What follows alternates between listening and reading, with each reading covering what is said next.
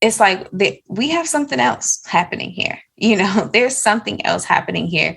And I think that just like the bare minimum of being able to experiment with the nervous system work of not being perfect, of taking up space, of making a mistake alone, like that's parental work, and that we need to even show up for the children. You're listening to the Lifelong Learning Podcast with your hosts, Mama Kaiya and Mama Nika, from the Tribe Learning Co-op, an evolving village that supports families and finding their tribe through sharing resources and responsibilities. Journey with us as we explore what and how we learn with each other, our children, and ourselves. We and our guests will contribute to conversations around wellness through self-directed learning, parenting, sustainability, and community. If you've landed here, it's not a coincidence. What you're seeking is always seeking you too. We are so grateful for your presence energizing the tribe. Peace and welcome. All right. We rolling, we live. How you doing this morning? I am here. It's the best way to describe how I'm feeling and my overall well-being. I'm here. What about you? This morning, I got the sleepy feeling behind my eyes that I'm like trying to buck my eyes out to move past, but energetically, I feel really stimulated because I had a super big girl moment yesterday, and I gathered up my family and had a really intentional and instructive conversation around care for my grandmother. And it was, I don't know, I walked away feeling like so clear. Like my throat felt so open, and I felt like whatever the little part of me, that maybe young girl part of me that feels like it's dangerous to ask for what I need and what I want, like she wasn't there.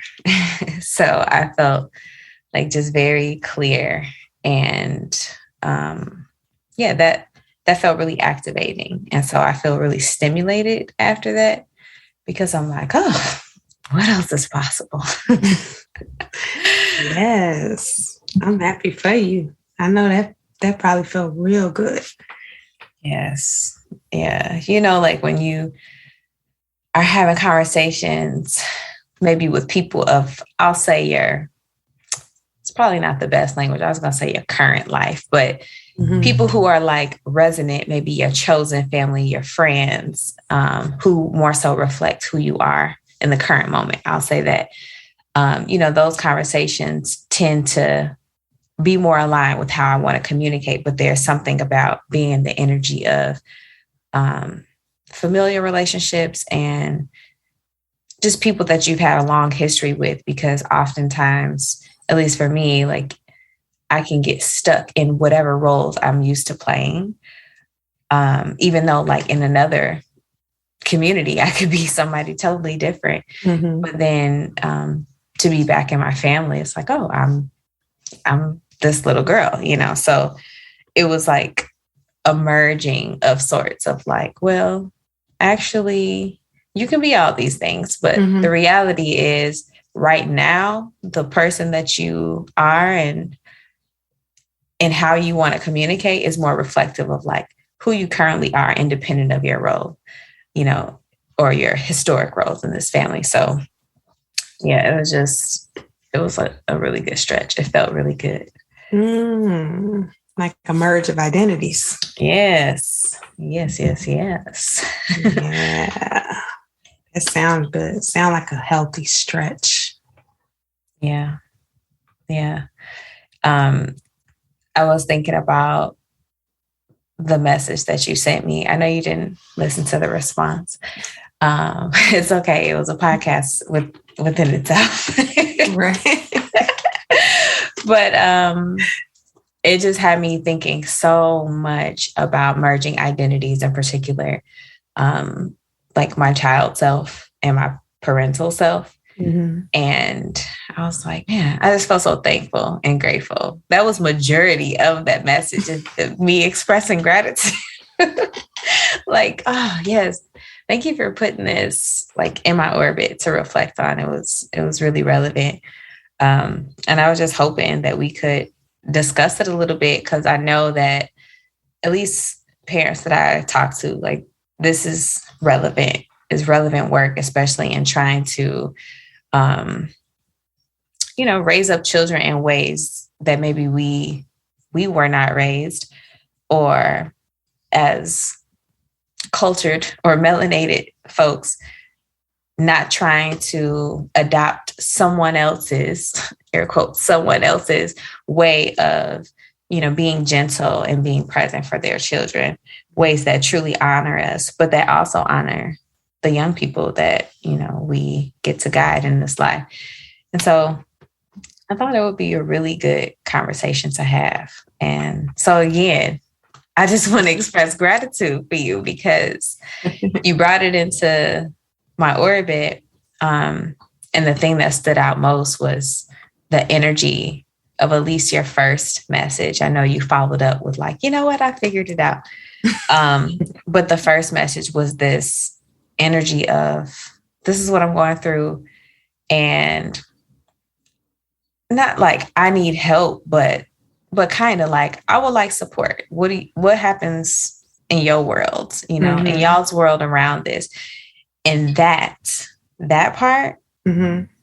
maybe it's just a theme in my life right now with all the people in my life and situations, but that support seeking, like that part really stood out to me. And so I was just really grateful that you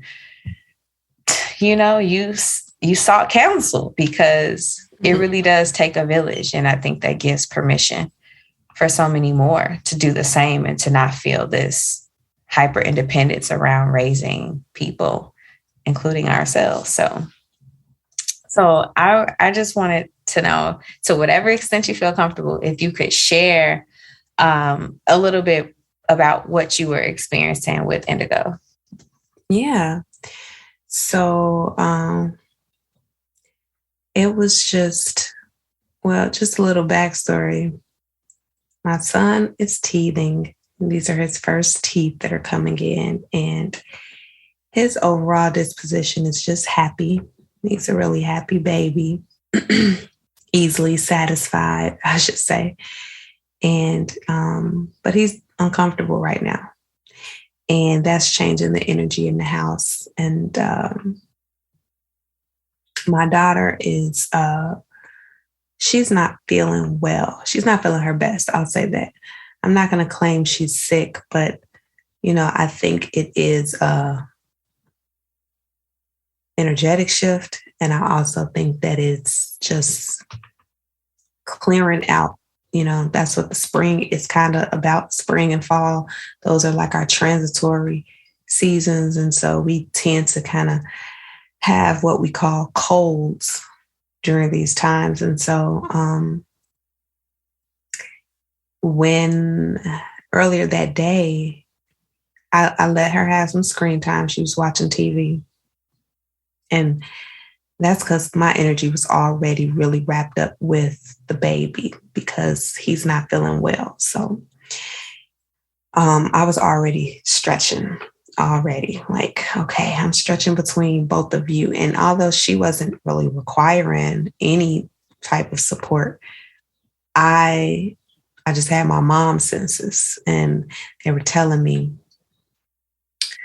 that she needs to put some clothes on because you're going to get sick. Like in Chicago, we have this funky weather, and, 1 week you have nice 70s weather, and then 1 week you down to the 50s. And that shift back and forth can sometimes trigger, an immune response, which is what I think she's kind of going through. So I'm feeling her body.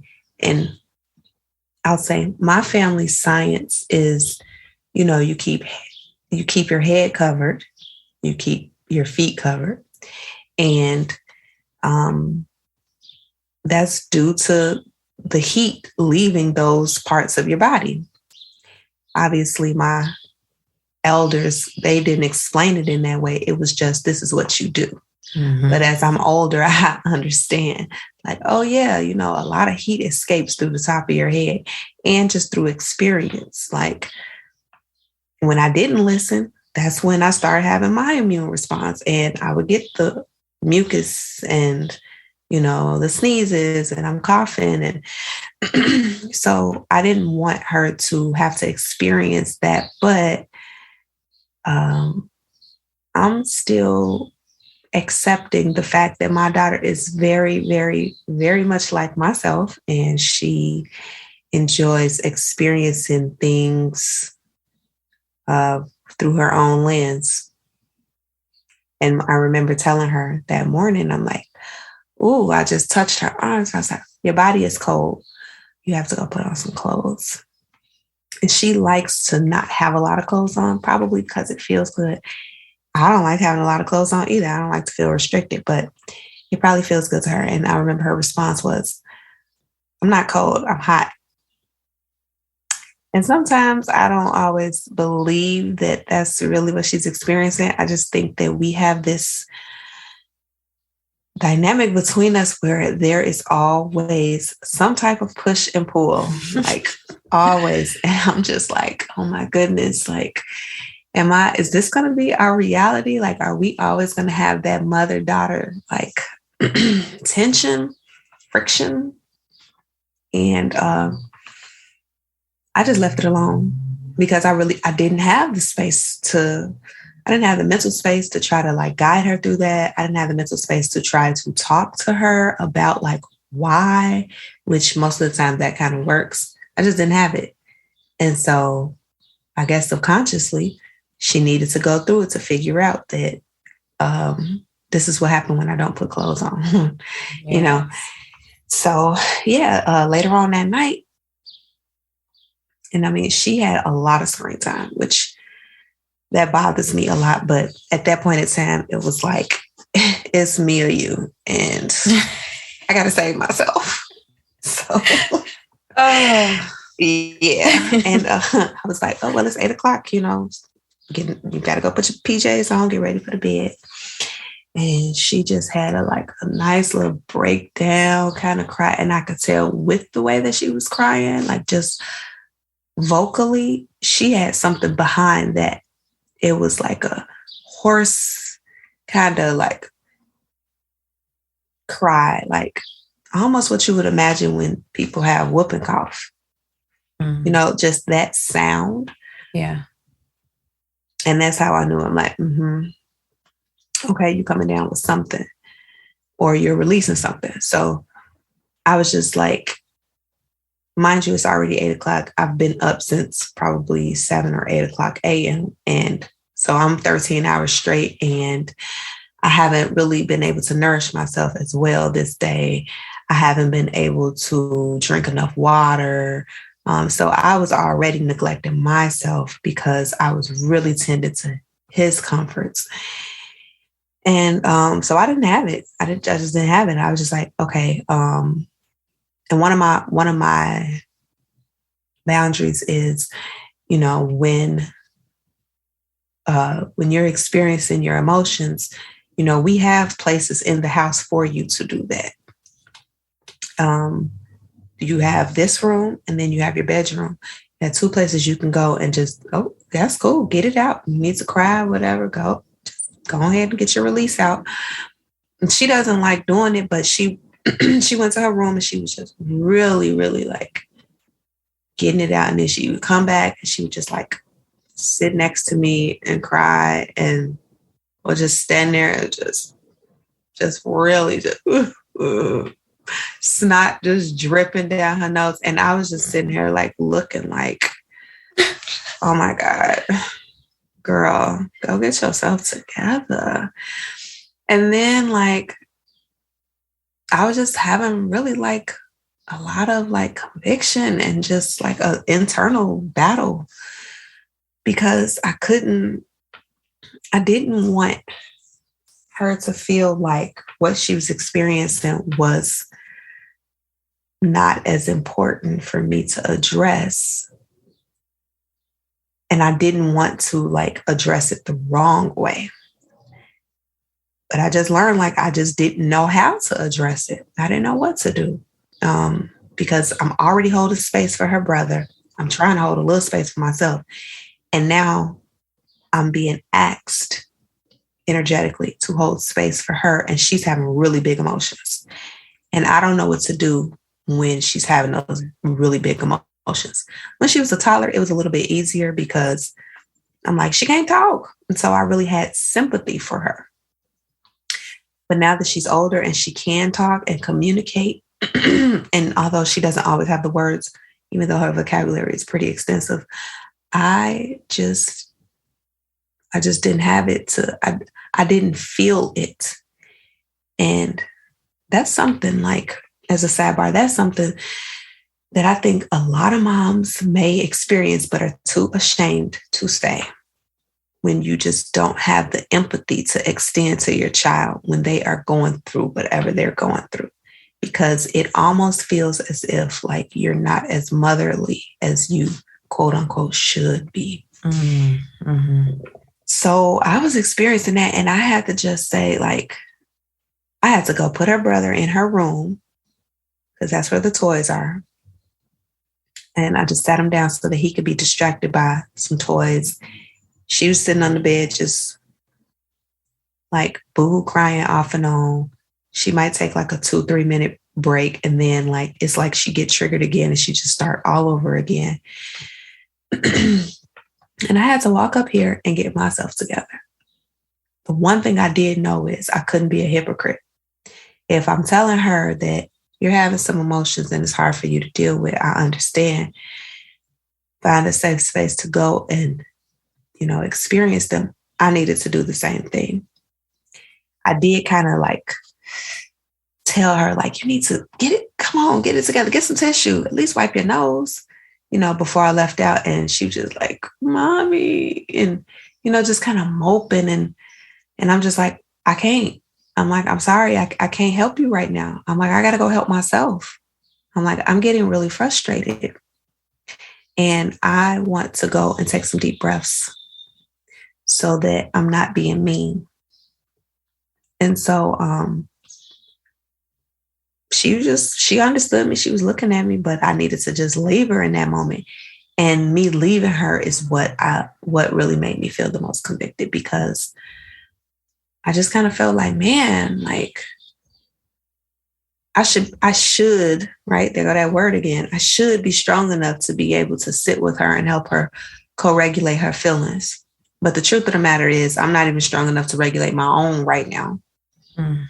And as much as I'm trying to prevent her from going through traumatic experiences, or at least experiencing them from me, the truth of the matter is she's going to experience them.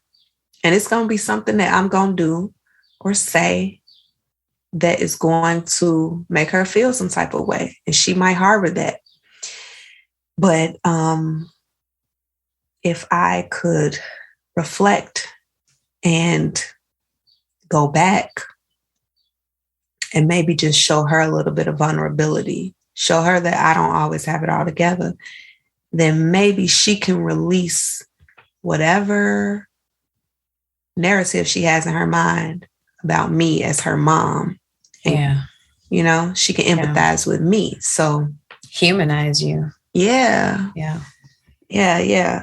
So that's kind of where it started. And then, of course, you guys popped up in my mind. I'm like, I need somebody to reflect back to me, because at this moment, I really don't know what to do.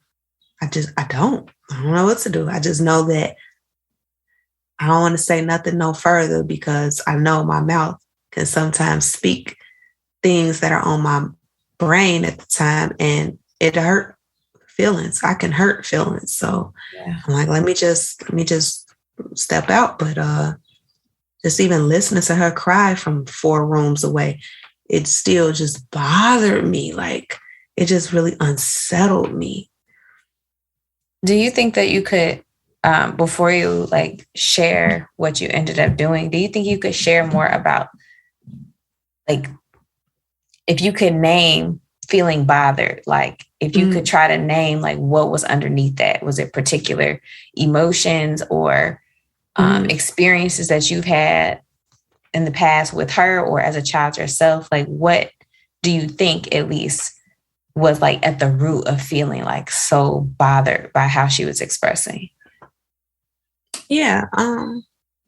I think at that time I was like feeling I was feeling irritable.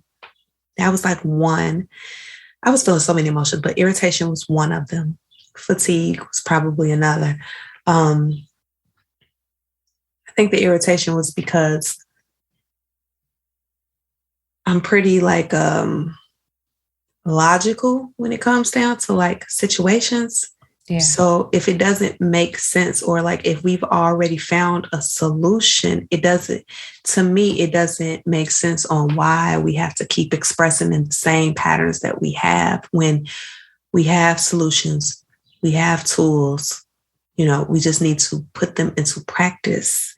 But it irritates me when I see people who don't put it into practice or who continue to do things in the same patterns. And I'm like, yo, you got all these tools right here. Pick one, try one, use one, practice one. And this is a pattern of hers. Like she does have a pattern of being triggered, like when it's time to transition from one thing to the next. That's like just a part of who she is. It just takes her a lot longer to like go through that transitory experience. Mm-hmm. And I'm already kind of like quick with the way that I do things. I move pretty quickly. So to me, it was just kind of like, come on, we do this every night. Every night is the same routine. Like you get to experience your day, whether that's watching TV, whether that's playing, whatever, but there is always an end to the activity and it's going to be time to move on and go to the next. And I think because of her age, she's going to be 6 in a couple of months. I think I am looking at her physical stature and expecting her to be more mature than who she's telling me she is. Yeah. I think that's one of my patterns, honestly. I think that's a lot of people's patterns. We just sometimes rush these kids to grow up. And or people, period. Not even just partners. Right. Everybody, right? We just always rushing. Yeah. So it was irritation because I'm like, we do this all the time. Like, I don't understand why is it such a big deal again? And then it's just so much, it's just a lot of inconvenience. It's inconveniencing me. And it just kind of felt like, God, I can't catch a break. Like, I'm like, if things are all good in the universe, whatever, when can I have some of that good? Can it be delivered right now? Like when I need it. I don't always need it when things is going smooth. I need it when things is going kind of shitty. So I was just looking like, wow, okay. So this is going to be my night. Cool. All right. And then when she did go in her room, backspace a little bit. When she did go in her room, she, like the first time she went in her room, she went in there, she cried maybe about 5 minutes or so. And I was putting the baby down for rest. So like, I thought like, okay, well, she gonna cry, but she'll get it together. And then I can go in there and talk to her. He woke right back up. She went in there and took a nap and woke up 45 minutes later. So it just felt like somebody pressed the restart button. And now I'm just like, I'm full of it. I'm just up to here and I ain't got no compassion for nobody. So I was feeling compassionless. I was feeling irritation, fatigue. And I think the root, it bothers me. It always has bothered me when people like take up extra space. And what is extra space? I don't know, but I know what it feels like. Some people call it attention seeking. Mm-hmm. That was the label I always put on it. Was like, man, this person is just like really just taking up a lot of space and doing so much to seek attention. Just doing so much. Like you still in the show, you over talking people, or, you got so much to say or whatever, or you're doing things that's just kind of like socially awkward, things that are like not of your own norm because of, I don't even know why or whatever. Like, obviously you must be seeking attention, but it just makes me very uncomfortable because I'm like, just chill. We just chilling. Everybody just chilling and talking and vabbing. And then here comes somebody that's just off the wall. And the way she was crying, it just reminded me of that because it was just like,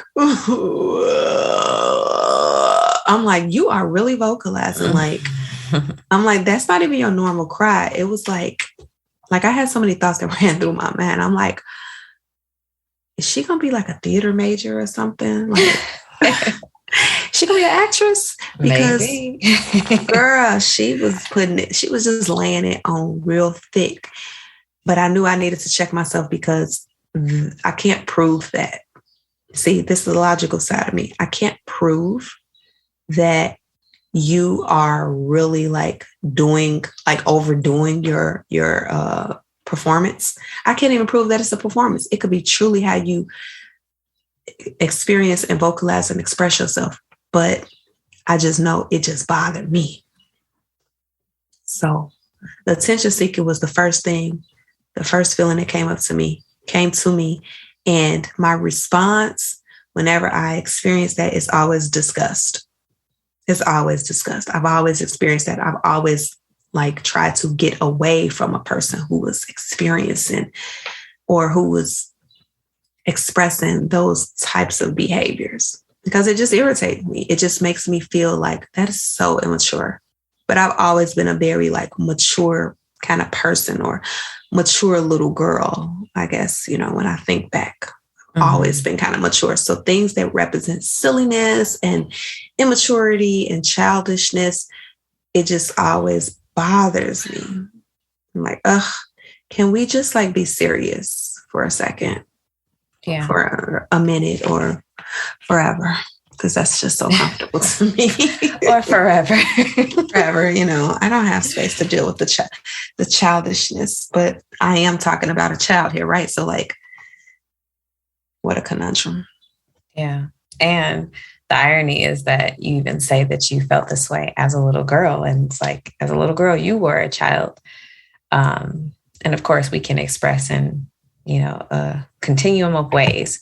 Mm-hmm. But I can really relate to that. I was a pretty serious child and a pretty serious young adult. And I didn't really start being childish and taking up space in some of those ways that you describe as attention seeking really until my 30s, So my reflection on that, especially as I hear you talk, is likely there was something I don't remember anybody overtly telling me as a child, you cannot be childish, but I think maybe the subtleties of just the culture in which I grew up in. I was a part of a religious organization that was very militant. I went to a military school.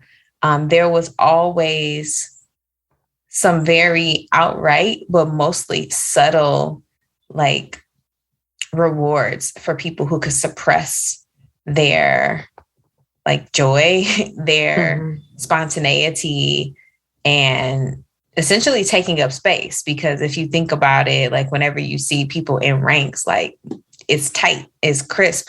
Nobody's out of place. Everybody looks uniform. Everybody looks the same. Your salutes go up at the same time. They drop, snap down at the same time. It's one band, one sound type of energy. Mm-hmm. And I do know that had a lot to do with me just being oh, well, of course I was also super into being excellent. And I was really into being good. And obviously these things were defined for me, again, in some subtle ways. Nobody pulled out the whiteboard like, this is excellence. But I picked it up. And so because I was committed to goodness and excellence, I really, really took my job seriously when it came to like not standing out, because I'm like, oh, the goal is to not stand out. Oh, I'm gonna be excellent at that shit, you know? And so I just recognized, like, as a young child, I didn't even really take up that childish space to just be free. And so I find myself now, you know, probably within the past 5 years, like this probably being the most open to experimentation and, you know, making an error or failing or being imperfect that I've allowed myself to be. And the irony, because I'm the oldest that I've ever been, but I feel like this is the first time probably before I was like 4 years old, because I entered into that environment as a 5-year-old.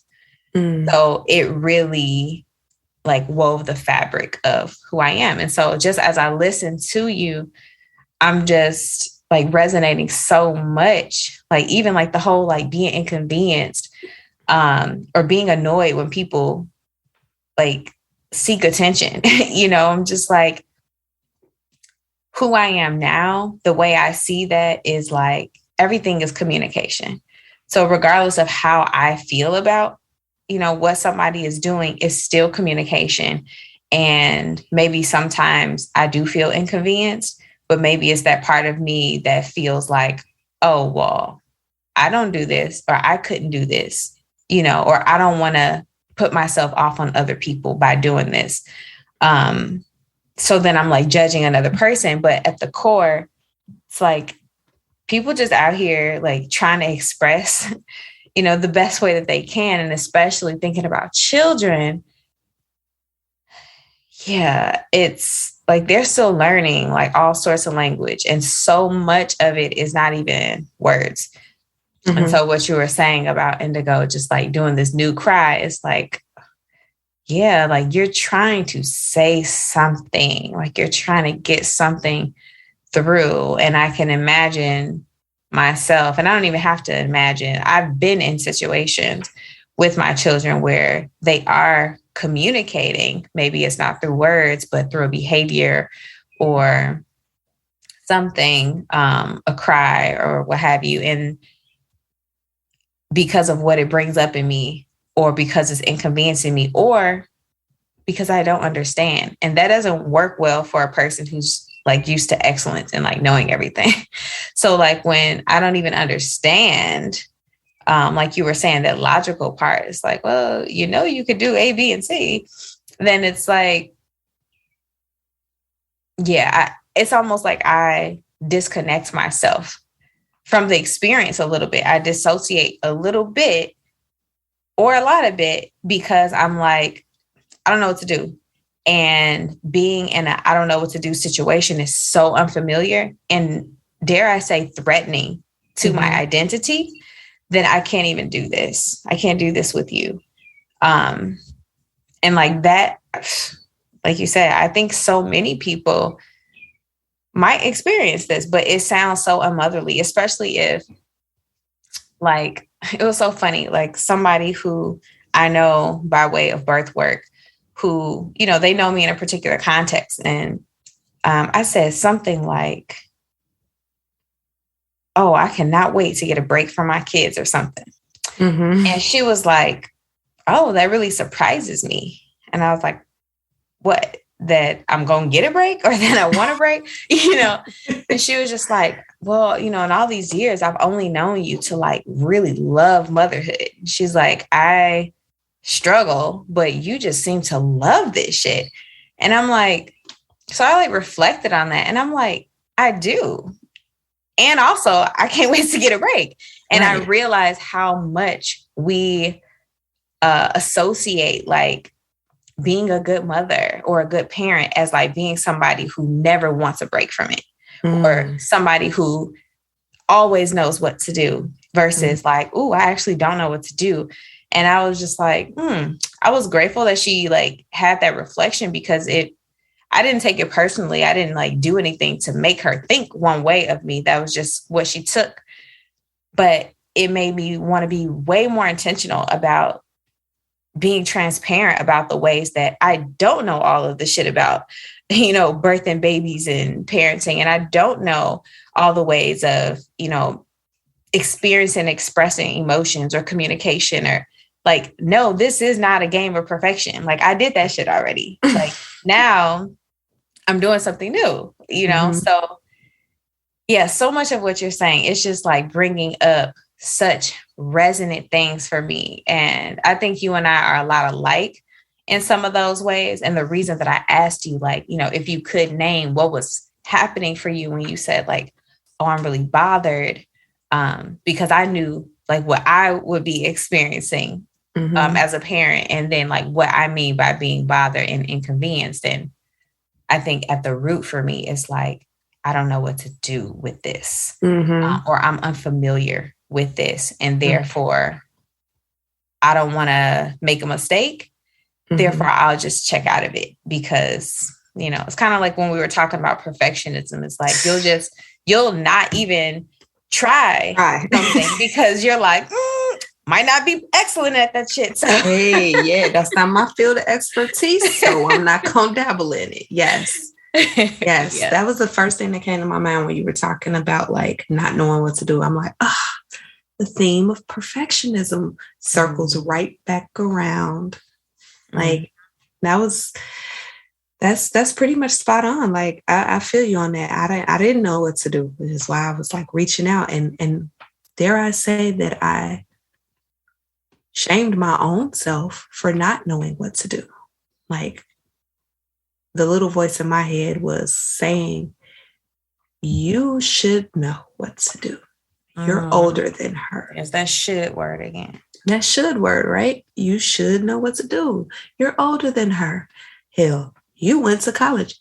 You studied, a field that would have helped you with this had you would have really like, I don't know, maybe dove further into it or took it more serious, or maybe you should have taken some child development classes, or maybe you should have taken some energy, some energy work classes, or maybe you need to work on like your empathy and like find some type of child educator or parent educator, or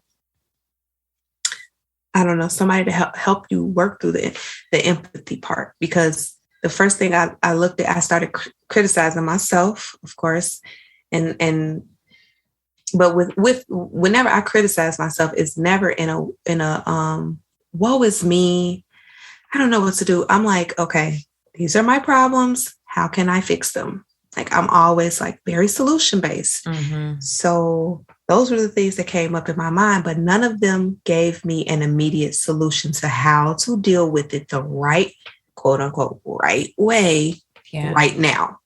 Yeah. So I'm like, I can't do nothing. I just can't do anything. But even not doing something is still doing something. Yes. So. Yes. Being still is doing something. It's a choice. It's a choice. Yes. Yeah. So it was tough, but, and you know what, as I'm having that little voice in my head, critiquing myself, like, this is what you need to do, blah, blah, blah. And I'm just thinking like, shit, that's something else added to my list of things to do, things to put into my brain. As I'm decluttering my life right now, there are other things that are needing to come in clearly, right? So as I'm doing that, I'm thinking to myself like, all right, I need to make a mental note of this. Maybe, get some literature, get some type of one-on-one coaching or something. Maybe I need to schedule another session with my therapist. Maybe I need to get her a therapist, but right now, I don't know what to do. So let me just sit and reflect. And another voice came in and was just like, compassion. You need to go in there and hug her. You just need to give her a hug. You might not know what to do, but a hug feels good. And I was resisting that so much. so much. And it's probably because I was training her the same ways that I was trained when I was a little girl to just eat the shit. Okay. Shit rolls downhill. Everybody got to eat shit one day or whatever. And now it's your turn. So swallow that shit, get over it. You got to take your ass to bed, because at the root of it, that's really what I was trying to communicate. Mm-hmm. Like, you can't stay up all night. You can't watch TV forever. You just can't do that. You're not taking care of yourself. You're neglecting yourself. And here's another thing. In the midst of me, like, having the critiquing voice, the compassion voice, me resisting the compassion voice, me feeling like I had another voice that was kind of like making me feel like she kind of deserves this a little bit. She kind of deserves to like sit there and have to work through her shit. You know, like she's reaping what she sowed. Yes. Yeah. Yes. And that could also be like, it can also be just a pattern of like believing that children are manipulative and that they try to make our lives hard, or they just try not to make it easy. You know, these are like things that I'm unlearning as I grow through my parenthood. But like, I don't think that children are manipulative. I think children just do what they are seeking, what they want. They have desires and they're just trying to get their needs met, or their desires met. You know, most of it ain't even really a need. It's just like, hey, I want to do this. I want to see how far I can go and just try to do this. And I'm just like, whoa, you can't. But, and like I said earlier, with all that friction that we have between each other, that mother-daughter friction, part of me feels like, man, I really do a lot. Like, I do a lot for my children. I try to feed you the best, the healthiest foods, you know, and I'm not like that mom that's just like so strict where you can't eat nothing sweet or no type of snacks. I give you snacks. I let you watch your TV. I let you get on your tablet. I give you chances over and over. I'm not like super strict, like, nope, you fucked up today, so you screwed tomorrow. Like, no, like I might say that and I might talk my shit, like, and that's a part of being a Black mama or whatever, like the fussing. But the next day I wake up and I'm like, oh, all right, whatever. That was yesterday. We're going to move forward or whatever. Like, and I know it's some boundary work in there somewhere too, but part of me like feeling all of that kind of makes me feel like I think I put some adultness. That's not a word, but it is today. Some adultness on her, like adult responsibility on her, like, deal with this. Come on, girl. Like, come on, deal with this. You a big girl. Like, and I try not to say you're a big girl, but in my head, this is what I'm thinking. So this is allowing me to justify walking away and not dealing with her or not helping her regulate herself. And also because I'm looking at her physical stature and I'm like, you're tall. Mm-hmm. You can speak very well. You can read. You've been reading for 3 years now. And I'm just kind of sitting here like, I don't understand you. So some people say she's so smart, but that has nothing to do with how you deal with your emotions and your feelings. IQ is not EQ. It's definitely not. And so I think I got caught up in that. So I was having so many different like downloads and like voices and things in my head and telling me what to do or just telling me something. And I was just like, I can't deal with all of this at one time. So I really needed to like take a step back and like allow my brain to move slower so that I could really process everything. And that's kind of how I came to my conclusion or my solution, which I was battling. I'm like, do I go in there and like give her like, you know, the side hug of, man, all right, yeah, it's all right. It's all right. It's going to be okay. Like, I'm like, that's not really real. I don't like faking the funk. If I really feel something, I want to show you that I really feel it. I don't want to pretend like I'm feeling it because I know people can feel energy and she can feel my energy, especially if I'm sitting up in there like, all right, yeah, rubbing her back. It's all right. It's all right. Well, you'll be okay. Like I'm like, do she need that? No, she needs like show up. If you're going to show up for real, for real. Yeah. And then part of me was thinking like, who's to say you got to help her through that? maybe that's part of the problem. Maybe because you have always sat with her, maybe that's why she don't know how to regulate herself. And then somewhere in the midst of that, because obviously those are like two extremes, there was some type of balance that was just like, no, she just learning. She knows how to regulate herself for some things. And then some things she don't know how to regulate herself with. And this is one of them. And it's going to take her a little bit longer. And who's to say that it's a certain time limit and you too goddamn big to be doing all of that? No, she ain't. She just right where she's supposed to be at. And if you got a little bit in you to give, just go and give a little bit. And so I went back in there and I just gave her a deep hug. And I just breathed through that hug and allowed myself to kind of just like open up and let her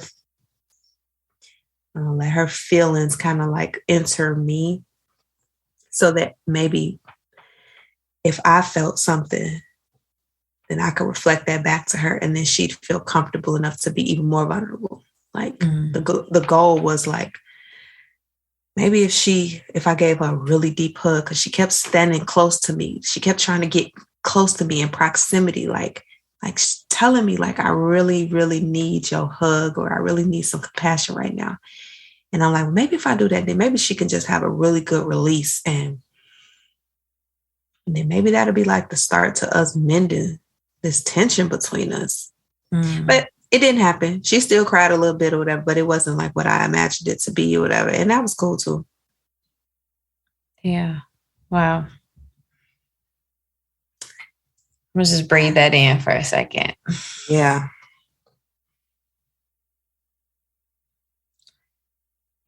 So much shifting, Kaiya. I just want to say you a good ass mama. Okay. I'm going to say that before I say anything else. But yeah, man, sometimes just lending that compassion feels so hard.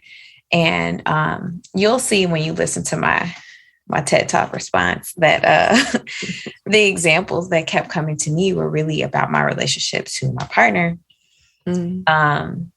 Because we are just like so polar in like our ways of being, our ways of movement, our ways of feeling, our ways of expressing, our ways of releasing. Like, it's literally like, if I'm over here, he over there. If I'm up there, he down there. Like, it's so that, and so many of my like examples that come to mind when it comes to like lending myself to another way,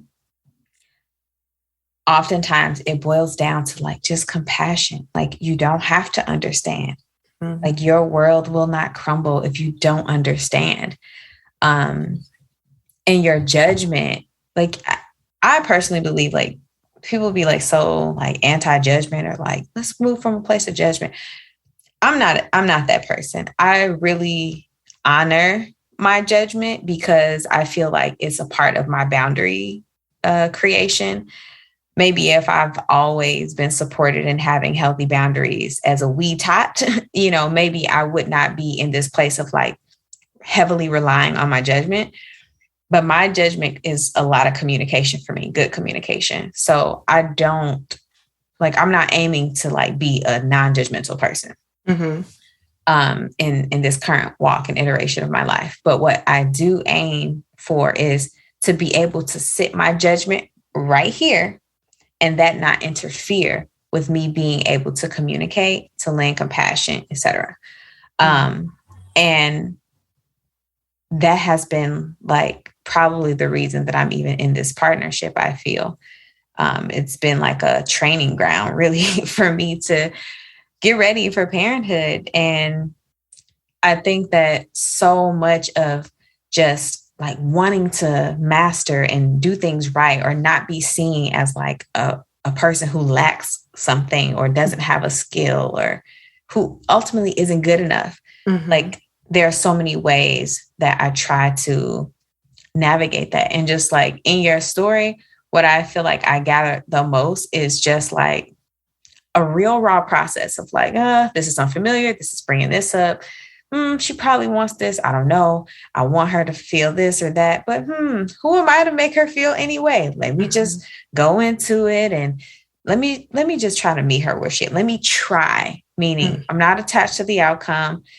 Hell, the outcome wasn't exactly what I would have hoped for, but you met yourself in a new place. You know, you were able to stretch yourself. And also back to what you said at, you know, the start of just kind of like laying the foundation of the story, like these children need to humanize us just like we need to humanize them. I think it's easy for us to like, you know, infantilize them or feel like we need to adultize them, you know, but like truly humanizing them for being like just young people and supporting them. I think we also deserve that. And it might not always look in the ways that we want because we've had more experience in like being here, you know, on this planet with these like social customs and things like that. But I do think like setting those healthy boundaries of not trying to be perfect with your children, or on the other hand, not trying to just avoid all the conflict and tension when you can't be perfect, but just really leaning into a situation and like owning, I need space. You know, I can't talk about this right now. Or honestly, I don't know what to do. This was never a part of my experience as a little girl. Like nobody did this to me. So this is my first time. Like, you know what it feels like when you do something for the first time and it, you know, you try to draw a picture of a boat, but you didn't quite get it. You put this in the wrong place, but you know, it takes practice. Like it takes practice for me as well, but I'm willing. Like this is a worthwhile project for me. And I think that type of conversation with children at a level that they can actually comprehend, I think that is transformational and is invaluable. And getting into that space where that can happen really does require us to just be, I can't even say okay with our imperfection, but to just truly embrace it. And like, we can't get away from it. And so that's why like this topic of like perfectionism has been so like salient for me. Cause I'm like, it is woven into everything that I do. And yeah, that client friend was right. I love parenting. I love mothering. Like this my jam. Like this is what I love. And still I find myself in the same like traps and loopholes that I get in when it comes to other parts of my life, when it revolves around basically mastery of something, which really takes away like true mastery, really, if we get technical, requires for someone to be so devoted to something that you're willing to like just dive in and fail, you know, over and over. And you never stop. It's not like, oh, I've reached mastery. Now I'm chilling. Mastery is like you continue this constantly because there's always something to learn. But, you know, we think of mastery as like perfection, meaning once you get to this excellent peak, then you've done it and now you're worthy and now you get your prize, you know, but just really reworking what that means for us, especially as parents, especially as life carriers, as mothers. Like what we're doing is impacting our children and our children's children, like just within this one body. So holding on to like the constriction of perfectionism is like way beyond us. And so I just think that this is such a relatable topic, like to just be in conversation about, because honestly, some people, I witness the way that they engage with their children. And I'm like, wow, like you are not open to communication, because I can see very clearly that their child is communicating something. I don't know what it is. I don't have the relationship with that child, but I can tell that the parent is completely like disconnected from that. And I think maybe my old self, you know, before children would have judged that and let it be. But now with children, I'm just like hella compassionate towards those parents of just like, I know that this really means that there is something within you. You have an unmet need that you don't know how to communicate. And that's why you cannot receive this communication. And then I look at other parents who like have had more practice in communication or listening to the communication of their children. And then I'm like, you know, judging myself because I'm like, wow, like she got this, or, you know, they got this. And I'm like, wow, all I had to do was this. Like, I know somebody who is so good at like de-escalation. Like when children like get themselves up into like this fit. And I used to think like, oh yeah, you just got to let them spiral out, you know, just let them feel that full range of emotion. And I think that's okay. However, I don't think it has to be that way, because I think a part of that spiral out is like not having an anchor or feeling like there's a direction or channel for the energy to flow. Right. And so I know a parent who's like so good at she'll like just start talking to them about something kind of related to what they're going through, but it's really like a direction for that energy to go. Like, oh, they're, you know, upset and they're tantruming out. And then it's just like, oh, are you feeling really sad? Do you want to go over here so that you can, you know, maybe cry while we start preparing for this art project, or so that we can, you know, and then it's like their mind is just like, yes, I can express, I can release. And also there is something else to fill my cup as soon as I let all this go, and they can grasp it and they don't spiral, like keep spiraling out, you know? Okay. And I just used to be like, damn, I can't do that. Like, I don't do that. Like, I just be like, okay, you're spiraling out. All right, go ahead. I'll be here when you're ready to talk. Yeah. And what I realized is like so much of the comparison exists because of maybe this lack of confidence that like we can just figure out what works for us.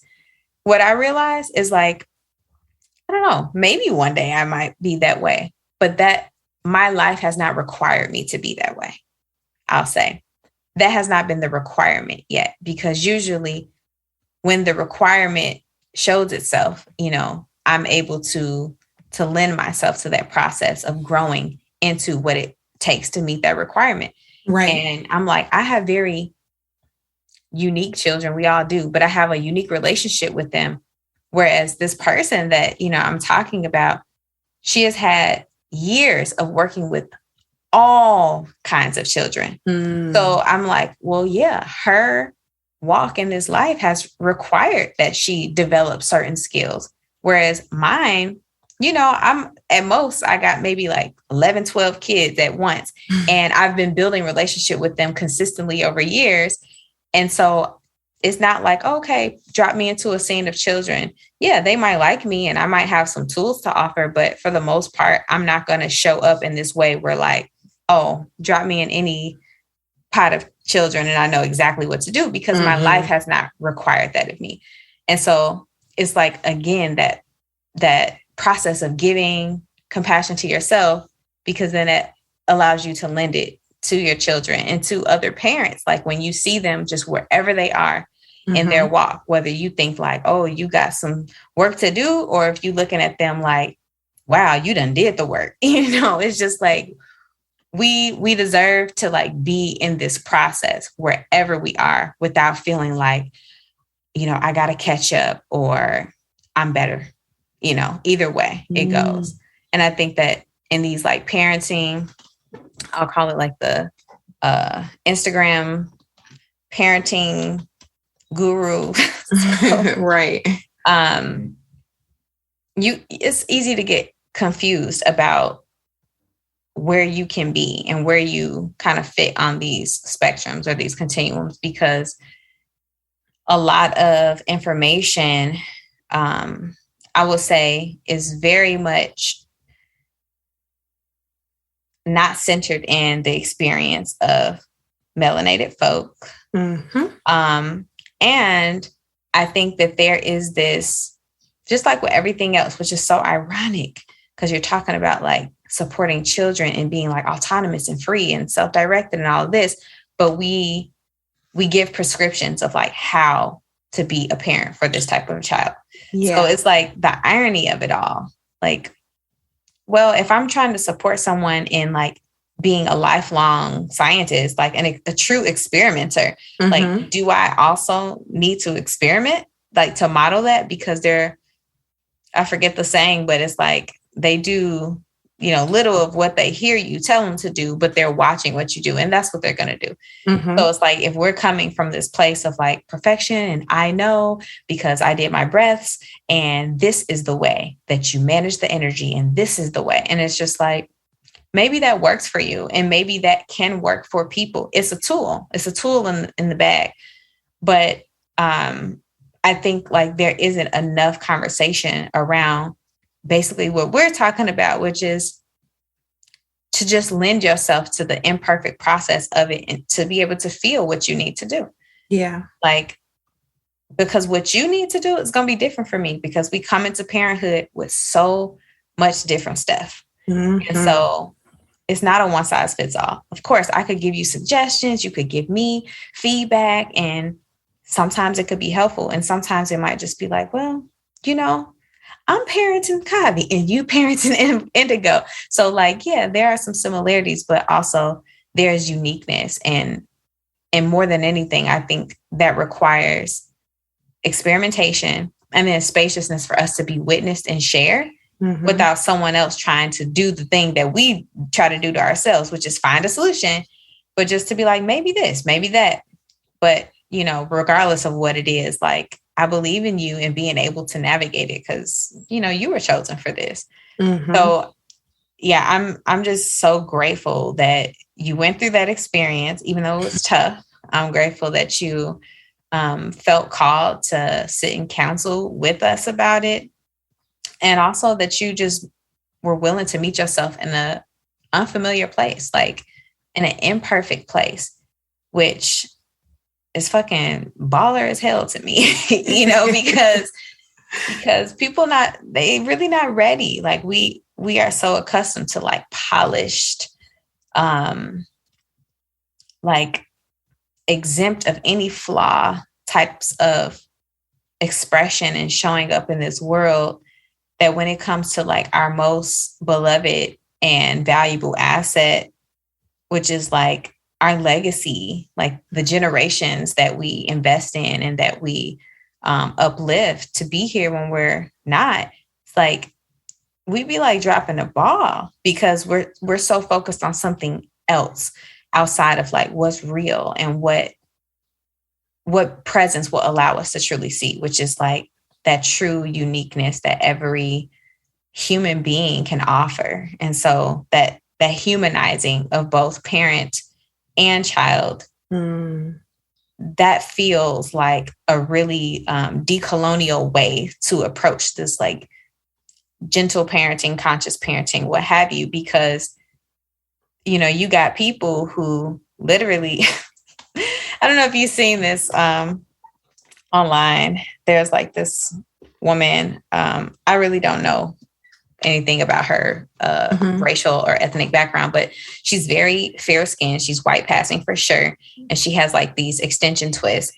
And she's like saying something about like Black mother. Why do Black women not feel supported, or Black children don't have fathers or something? Mm-hmm. And so people are like stitching themselves after like different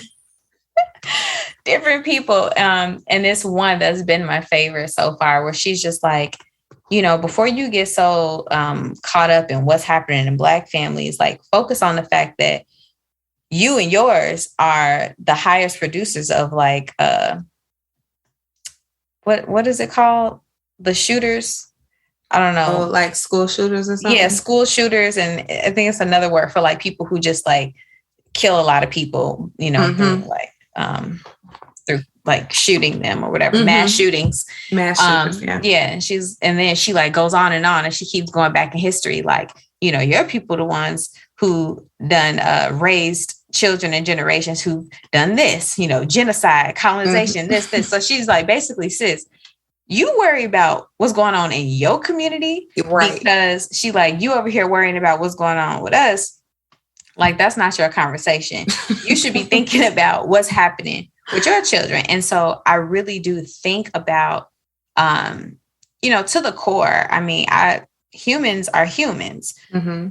And I also know that we don't live the same life though. And so because of that, I do think that like context is so important. Mm-hmm. And so when we're looking at these, you know, Dr. So-and-so's or, you know, parental coach so-and-so, and these people who they're coming from the experience of what they know and what they don't know, but maybe they think they have an idea about is what happens in families where generationally people have not been able to truly feel because it felt safer to dissociate than to be present with like the gruesome horror that was their reality. And because the body and the brain is so good at adaptation so that we can continue on and evolve, sometimes we don't even have the awareness that maybe we aren't operating optimally because the body is saying, this is what you got to do to make it. And generations of that at the hands of certain people, I think like that part is like completely overlooked. So it's like when you're looking at people, it's like, oh, you got to be this and you got to be that. It's like, no, maybe that's what you need. Because maybe you need to, you know, support your children and not growing up to be mass shooters or whatever it is. Of course, this is all jokes, but it's like we have something else happening here. You know, there's something else happening here. And I think that just like the bare minimum of being able to experiment with the nervous system work of not being perfect, of taking up space, of making a mistake alone, like that's parental work and that we need to even show up for the children. And so these types of conversations, I think, really do put us in the direction of being able to just take a collective deep breath of, all right, nobody coming to get you for making a mistake. Nobody's coming to shoot you down for just taking up space and being seen. Like baseline. It's not dangerous for you. And then, you know, everything else follows. And so this was like so good. This was so needed. And it came right on the heels of like me experiencing my own shifts with alchemy. He just turned 5 a couple of weeks ago. And while he was really excited about like having a birthday party and, you know, getting gifts and all the things, he is not really motivated to be older. He, for the past, ever since we stopped breastfeeding, which is like at this point, like 3 years now, he's been trying to get back on the breast, like in every way that he can. That just was not an option for me. Well, that's not true. It was an option, but that wasn't a choice I was wanting to make. For a variety of reasons. I was like, you know what? You got your 2 years. I need to reclaim some space for myself, specifically from you. I would have breastfed Kavi. Kavi's 7.5. I would have still been breastfeeding him if he would have decided that he wanted that. But that wasn't my relationship with alchemy. And so much boundary work needed to go into that. And I've been like questioning damn near weekly for 3 years. Like, did I make the right choice? Because he seems to really be grieving this. All he wants to do is touch my breast, lay on my breast. He asked to breastfeed. And he somehow in his head, I didn't tell him this, you know, that breastfeeding is for babies, because that's not my thought. But he picked it up somewhere, maybe because he sees babies breastfeeding. So he just decided that he wants to be a baby. He always says, I just want to go back to being 0. You know, I want to be 0 years old now. Or he'll just say, no, I'm not 5. And he'll like ask, oh, how old is some child that he's seen breastfeed? And I'll be like, oh, he's 3. Oh, I'm 3. And then I'm just like, why? He's like, so I can get breast. And so like that just, it does a lot to me. Yeah. Of course, like I feel hella guilt, like, oh, should I just have sacrificed myself so that he could feel better? You know, I'm assuming that what he's feeling is like anguish and turmoil.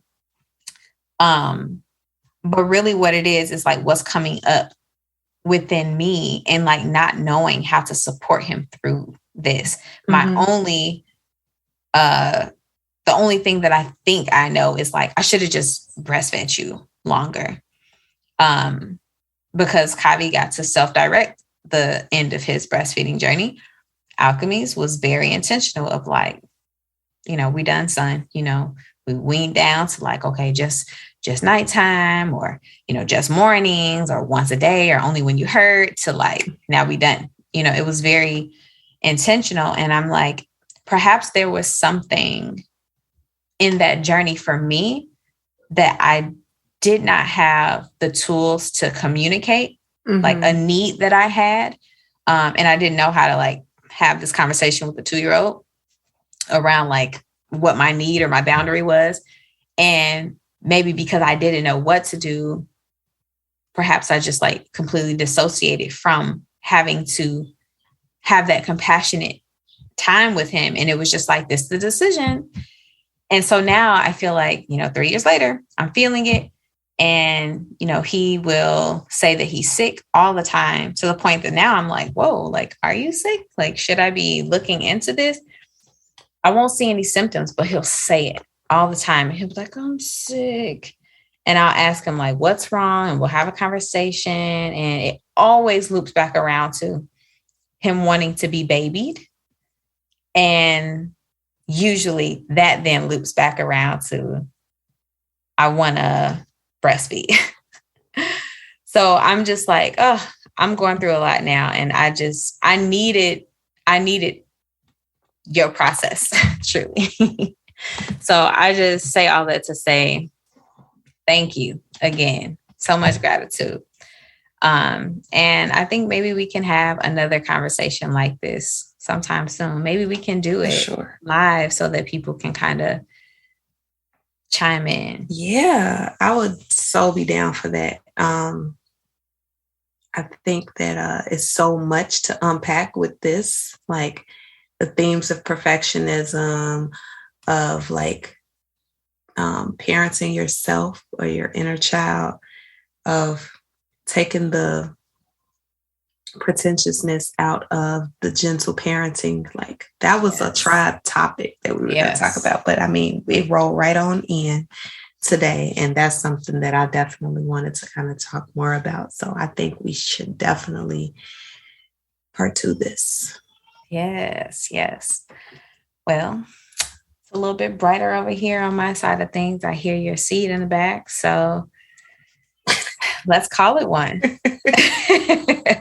Right. All right. Well, this is us signing off. Until next time.